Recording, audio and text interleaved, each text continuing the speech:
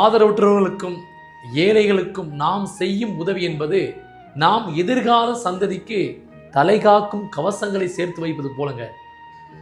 அஸ்ஸலாமு நண்பரோல எல்லாரும் எப்படி இருக்கீங்க? ஏழைகளுக்கும் நாம் செய்யும் உதவி என்பது நாம் எதிர்கால சந்ததிக்கு தலைகாக்கும் கவசங்களை சேர்த்து வைப்பது போலங்க. ஏன்னா தர்மம் எப்பவுமே நம்ம தலைகாக்குங்க. அதாவது ராமநாதபுரம் மாவட்டம் சாயலுகுடி மனிதம் ஜிஓபி அறக்கட்டளை சார்பாக பார்த்தீங்கன்னா முதுகுளத்தூர் அருகில் விளாங்குளத்தூர்னு சொல்லிட்டு ஒரு ஊரில் பசும் குடில், அதாவது குழந்தைகள் மற்றும் பெரியவர்கள் காப்பகத்தில் வந்து பார்த்தீங்கன்னா கிட்டத்தட்ட ஆதரவற்ற குழந்தைகள் 25க்கு மேற்பட்ட குழந்தைகள் இருக்காங்க. 27 முதியோர்கள் இருக்காங்க. அவங்களுடைய ஆசிரமத்தில் பார்த்தீங்கன்னா சுற்றுச்சுவர்கள் இல்லாமல் கஷ்டப்பட்டுக்கிட்டு இருந்திருக்காங்க. அதற்காக நமது சாயலோடி மனிதம் ஜிஓபி அறக்கட்டளை சார்பாக ஒரு காம்பவுண்டு சவர் கட்டி கொடுக்கலாம்னு சொல்லிட்டு முயற்சி பண்ணிக்கிட்டு இருந்தாங்க. அதுக்காக மக்கள்கிட்ட வந்து கேட்ட உதவினால, மக்கள் செய்யும் அன்பினால கிட்டத்தட்ட 2,50,000 ரூபாய் சேர்ந்து 75% வேலைகள் அனைத்தும் நிறைவடைஞ்சிருச்சுங்க உங்களுடைய உதவினால.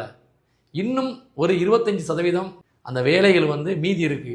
அதற்காக நீங்கள் செய்ய வேண்டிய ஒரு சிறு உதவி, இந்த கீழே உள்ள ஜிபே நம்பருக்கு உங்களால் முடிந்த 50 ரூபாயோ 100 ரூபாயோ 1 ரூபாயோ 2 ரூபாயோ எவ்வளவு முடியுமோ அதை நீங்கள் அனுப்பிவிட்டீங்கன்னா இந்த ஏழை குழந்தைகளும் இந்த வயதான முதியோர்களும் உங்களை வாழ்க வாழ்க என்று வாழ்த்தி உங்களுடைய குழந்தைகளும் உங்களுடைய குடும்பங்களும் வளமோடு வாழ்கிறதுக்கு அவர்கள் அனைவருமே பிரார்த்தனை பண்ணுவாங்க. நாங்களும் பிரார்த்தனை பண்ணுவோம். நம்மளால் முடிந்த உதவிகளை நீங்கள் வந்து செய்தால் போதும். உங்களால் முடிந்த உதவிகளை நீங்கள் அனுப்பிவிட்டீங்கன்னாவே மிகப்பெரிய இறைவனுடைய அருளும் உங்களுடைய குடும்பத்தில் உள்ள அனைவர்களுக்குமே கிடைக்கும். இது வந்து ஒரு உதவின்னு நினைக்காதீங்க, உங்களுடைய கடமையாக நினச்சி செய்யுங்க. உங்களால் முடிந்த உதவிகளை செய்யுங்க. உங்கள் சந்தேகத்துக்கு கீழே உள்ள நம்பருக்கு நீங்கள் அடித்து நீங்கள் வந்து உங்களுடைய சந்தேகத்தை தீர்த்துக்கலாம்.